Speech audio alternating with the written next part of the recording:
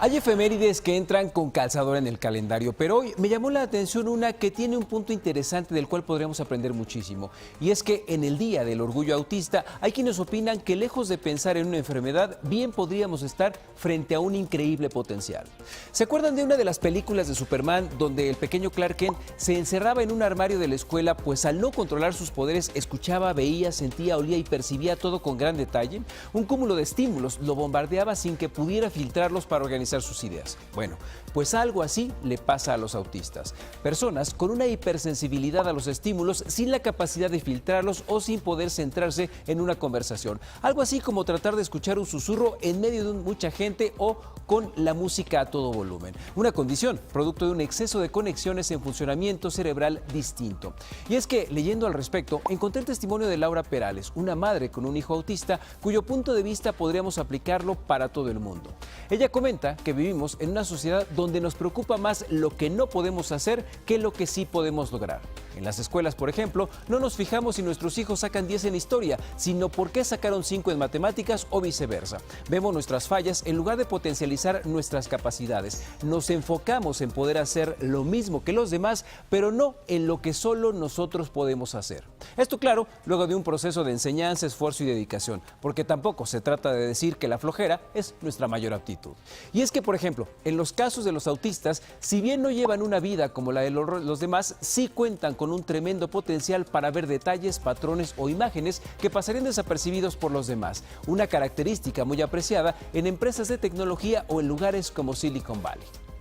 Entonces, ¿por qué no potencializar nuestras habilidades en lugar de guardar en burbujas a quienes son diferentes? ¿Por qué pretender que somos todólogos y no especialistas en ciertas modalidades? Aprendiendo a aprender y escuchando a quien sepa más que yo, pues un buen orador no siempre será un buen líder o aquel introvertido quizá cambie el mundo. Desarrollemos nuestras capacidades, pero también modifiquemos el rumbo cuando sea necesario, pues bien lo dice el dicho, el que corrige nunca se equivoca. O si alguien opina lo contrario, ¿por qué no? Levanta la mano.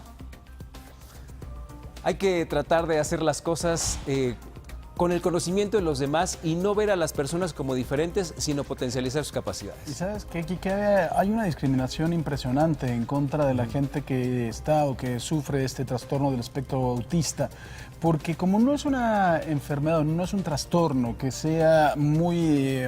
pues como muy evidente, las cuestiones del comportamiento son muy discriminadas porque es gente muy soñadora, gente obviamente muy reservada, que en algunos momentos tiene reacciones que no están acorde con lo que pues la generalidad podría tener. A lo mejor cuando está haciendo frío ellos tienen mucho calor y viceversa, entre muchas cosas más. Así que creo que hay muchas ocasiones en que hay que ser mucho, pero mucho más tolerante.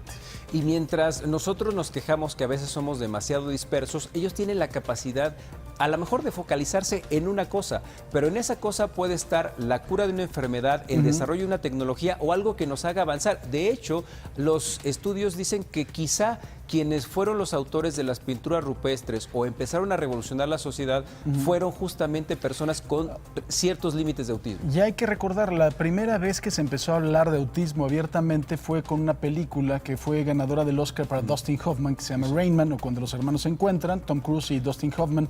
Una actuación maravillosa de Dustin Hoffman, que son los hermanos Babbitt, ¿no? Y entonces Dustin Hoffman tenía algunas conductas repetitivas, como estarse moviendo así, como que se aprendía las cosas muy rápido, y tenía pues cosas muy simpáticas, ¿no? Como Charles Babbitt makes a joke.